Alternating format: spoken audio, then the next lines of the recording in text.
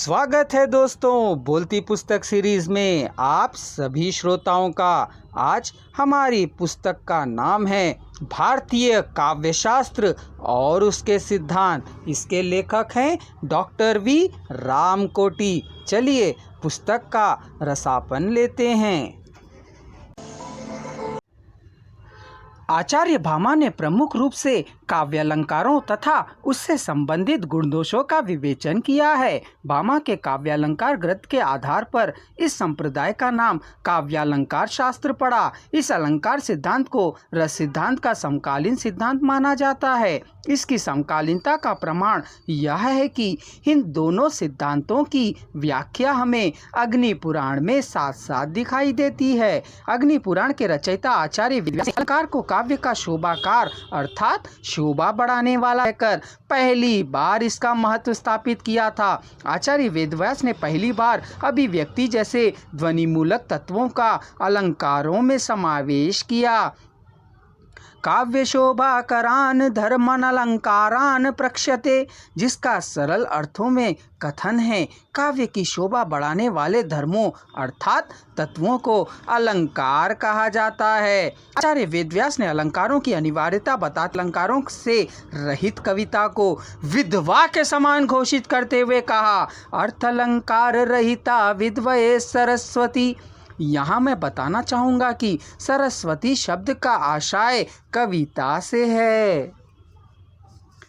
आचार्य वेदव्यास ने अलंकार के अंतर्गत अभिव्यक्ति, अभिधा, लक्षणा, व्यंजना, आक्षेप, ध्वनि आदि का विवेचन करके अलंकारों के अत्यधिक महत्व को स्थापित किया है। ऐसा कहा जाता है कि बढ़ते बढ़ते अलंकारों की संख्या इतनी अधिक हो गई कि उनका वर्गीकरण करना पड़ा। राजा भोज ने आगे बढ़ते हुए अलंकारों को 3 वर्गों में बांटा है। वे है शब्दालंकार, अर्थालंकार और उभयालंकार, जिसके अंतर्गत 24 शब्दालंकारों, 24 अर्थालंकारों और 24 उभयालंकारों को मान्यता प्राप्त हुई। इस हिसाब से देखा जाए तो 72 की संख्या में अलंकारों को स्वीकारा गया।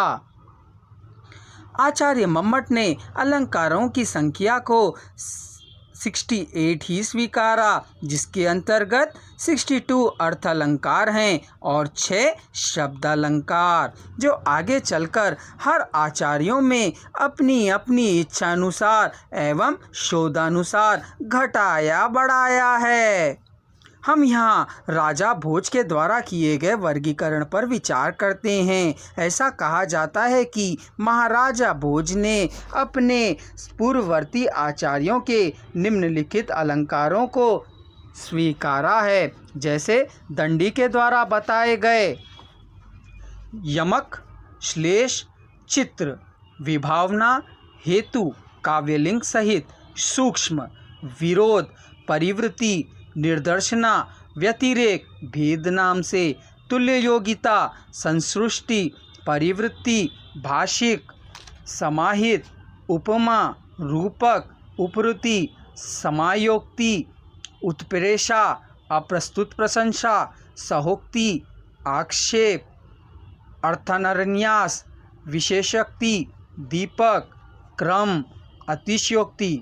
भामा के द्वारा बताए गए अनुप्रास, संदेह, संशय नाम से, उद्भट के द्वारा बताए गए काव्यालिंग हेतु नाम से, रुद्रट के द्वारा बताए गए अहेतु, उत्तर, अन्योन्य, भ्रांति, मिलित, भाव, स्मृति, स्मरण, शब्दश्लेष, अनुमान, साम्य, समुच्चय, परिष्कार, पर्यय, वक्रोक्ति, वक्रोक्ति। महाराज भोज के द्वारा बताए गए स्वकल्पित नवीन अलंकार, जाति, शब्दालंकार, मति, रीति, वृत्ति, छाया, मुद्रा, उक्ति, युक्ति, भणिति, गुफना, शय्या, पठिति, वकोवक्य, प्रहेलिका, मूढ़, प्रश्नोत्तर, अध्यय, श्रव्य, प्रेक्ष्य, अभिनीति, संभव, वितर्क, प्रत्यक्ष, आगम, उपमान, अर्थोत्पत्ति, अभाव, समाधि। अगले वीडियो में इस विषय पर हम और जानकारी एकत्र करेंगे।